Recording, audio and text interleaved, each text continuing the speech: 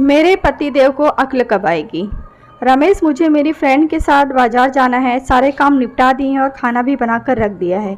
आप खाना खा लेना और बच्चों को भी खिला देना। मैं कोशिश करूंगी कि जल्दी ही लौट जाऊं। इतना बोल नमिता बाजार जाने के लिए तैयार होने लगी।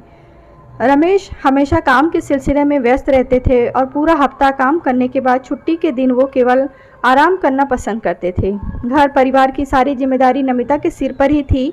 उसे भी केवल रविवार का दिन ही मिलता था जब वो बाजार जाती थी और परिवार की ज़रूरतों का सामान लाती थी। आज रविवार था। नमिता ने सभी के लिए खाना बनाकर रख दिया। दाल, सब्जी और चावल थोड़े ज़्यादा ही बना दिए थे। आटा गूँथ कर फ्रिज में रख दिया था ताकि वापस आकर सबको गर्म चपाती बनाकर खिला सके। अब उसे दोपहर और रात के खाने की चिंता नहीं थी। शॉपिंग से जब भी नमिता थक कर आती है तो खाना बनाने की हिम्मत उसमें नहीं रहती। इसीलिए आज उसने समय से सारे काम निपटा दिए थे। कुछ ही समय में उसकी सहेली नीता भी उसके घर आ गई और दोनों बाजार के लिए निकल लीं। बाजार में दोनों जब भी साथ जाती थीं, हमेशा नमिता थोड़ा जल्दबाजी में रहती थी, लेकिन वो थोड़ी टेंशन फ्री दिख रही थी। नीता ने पूछा, क्या बात है नमिता, आज तो तुम एकदम रिलैक्स दिख रही हो, वरना तुम्हें तो जल्दी से शॉपिंग करके घर जाने की पड़ी रहती है। नमिता हंसकर बोली, वो क्या है ना नीता, आज मैं सारे काम निपटा कर आई हूँ। आज बाजार आना था, इसीलिए बच्चों को भी होमवर्क कल ही करवा लिया और खाना भी ज़्यादा बना कर आई हूँ ताकि घर जाकर मुझे कोई दिक्कत ना हो। इसके बाद दोनों ने शॉपिंग की और दोनों अपने अपने घर की ओर चल दी। नमिता हंसती मुस्कुराती घर लौटी। थोड़ी थकान महसूस कर रही थी, इसीलिए सोचा रसोई में जाकर चाय बनाती हूँ। जैसे ही वो रसोई में गई, देखा रसोई में सारा सामान फैला हुआ था और बर्तनों का अंबार लगा हुआ था। ये सब देखते ही नमिता के सिर में दर्द हो गया। वो हॉल में गई जहाँ उसके पतिदेव बैठे टीवी देख रहे थे और बोली, रसोई का ये हाल कैसे हो गया? मैं तो सारे बर्तन धोकर गई थी, अब एक भी बर्तन नहीं है और पूरी रसोई फैली हुई है। चाय के बर्तन इधर उधर लुढ़के हुए हैं और शेल्फ पर चाय बिखरी हुई है। तभी नमिता की सास भी आ गई और वो बोली, मैंने रिया ननंद को बुला लिया था, अब तू तो बाजार घूमने निकल गई थी, मेरा दिन नहीं लग रहा था, अब वो आई थी तो खाना भी यहीं खाकर गई है। वैसे भी खाना ज़्यादा बना हुआ था, मैंने तो बचा हुआ खाना उसे पैक करके भी दे दिया ताकि उसे घर जाकर खाना ना बनाना पड़े। माँ जी, मैं घूमने नहीं गई थी, घर के काम करने गई थी और खाना ज़्यादा बनाकर गई थी ताकि वापस आकर मुझे कोई दिक्कत ना हो। अब शॉपिंग से थक कर आई हूँ तो खाना कैसे बनाऊँ? और रमेश, आपको तो सब पता ही है, आपने कुछ क्यों नहीं कहा? एक बार रसोई में जाकर तो देखो कैसे बर्तनों का अंबार लगा है। अगर खाना खा लिया था तो बाद में रसोई को थोड़ा ठीक ठाक भी कर देते। सब ऐसे फैला हुआ है जैसे कोई नौकरानी आएगी और काम करेगी। तभी रमेश बोला, ओह हो नमिता, इसमें इतना परेशान होने की क्या बात है? इसमें कितनी देर लगेगी खाना बनाने में? फिर से बना लेना। कब अक्ल आएगी पतिदेव आपको?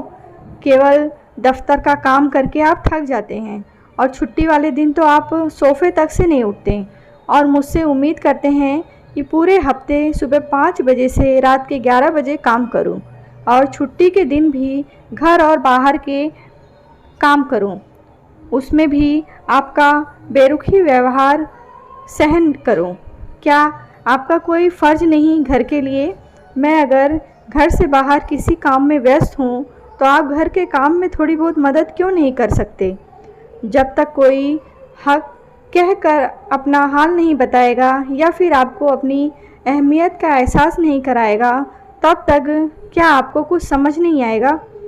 और माँ जी, आप बेटी की इतनी चिंता थी कि घर जाकर खाना कैसे बनाएगी, और बहू के बारे में एक बार भी नहीं सोचा आपने कि जो बाज़ार से थक कर आएगी वो खाना कैसे बनाएगी।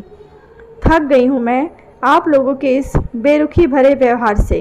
काश आप दोनों को मेरी हालत भी दिखती, लेकिन शायद गलती मेरी ही है जो दिन रात काम करती रहती हूँ, इसीलिए आप दोनों को मेरी कदर नहीं है। आज रात का खाना मुझसे नहीं बनेगा और ना ही मैं बर्तन साफ़ करूँगी। जिसने रायता फैलाया है वही समेटेगा। इतना बोल नमिता कमरे में चली गई। सासू माँ बड़बड़ाती रहीं। रमेश रसोई में गया तो पाया कि रसोई की हालत वाकई बहुत ख़राब थी। वैसे तो वो अपनी माँ से कभी कुछ नहीं कहता, लेकिन आज वो बोला, माँ क्या दीदी अपने घर में भी ऐसे ही रहती है? आप भी जानती थी ना कि नमिता ज़्यादा खाना क्यों बना कर गई है। फिर आपने रिया दीदी को बुलाकर सारा खाना क्यों दे दिया? फिर क्या हो गया, खाना ही तो दिया है। और वो तेरी ही भी बहन है। बीवी की बातों में आकर कुछ भी मत बोल। माँ, बात खाने देने की नहीं है, बात जानबूझकर अपनी बहू को परेशान करने और उसे तकलीफ़ देने की है। पूरी रसोई फैली हुई है। खाना खाया ठीक है, खाना पैक करके दिया वो भी ठीक है, लेकिन बर्तनों को तरीके से सिंक में भी रखा जा सकता है। चाय के बर्तन भी इधर उधर फैले हुए हैं। ज़रूरी नहीं है कि बहू को परेशानी ही दी जाए। अब नतीजा देख लिया। हमेशा चुप रहने वाली का आज मुंह खुल गया ना। ऐसे काम ही क्यों करने हैं जिससे रिश्तों में फूट पड़े। खाना खाने के बाद आप लोग रसोई समेट देते तो सोचिए नमिता को कितना अच्छा लगता। मैंने पहले भी कई बार देखा है, आप जानबूझकर ऐसे काम करती हैं जिनसे नमिता को परेशानी हो। अब कल को आपकी बहू आपका सम्मान करना बंद कर दे तो उसे नहीं खुद के कोसना, क्योंकि इन सब की जिम्मेदार आप खुद हैं। इतना सब बोल रमेश ने अपने दोस्त को फ़ोन किया और काम वाली बाई को भेजने को कहा, क्योंकि उनकी अपनी बाई कई दिनों की छुट्टी पर गई हुई थी। काम वाली बाई और उसने सारे बर्तन धोने के बाद खाना बनाया और फिर रसोई भी साफ़ कर दी। नमिता तब तक अपने कमरे में ही थी। रसोई से उसे बर्तनों की आवाज़ भी आ रही थी, लेकिन उसे कोई फ़र्क नहीं पड़ रहा था। रमेश नमिता के पास गया और बोला, चलो नमिता, खाना खा लो। हुई है कुछ गलतियाँ, आगे से ध्यान रखूँगा और तुम्हें कोई परेशानी है तो तुम मुझसे सीधा कहो। मैं भी अपनी तरफ से तुम्हारी मदद करने की कोशिश करूँगा। और जो काम तुम्हें सौंप कर मैं टेंशन फ्री हो गया था, आज से वो सब काम करने की जिम्मेदारी भी लेता हूँ। माँ को भी समझा दिया है, आज जो भी हुआ आगे से नहीं होगा। पतिदेव की बातें सुन नमिता का दिल पिघल गया और वो रोती हुई पति के गले लग गई। रमेश ने उसे चुप कराया। नमिता को भी लगा कि उसने गुस्से में ज़्यादा बोल दिया।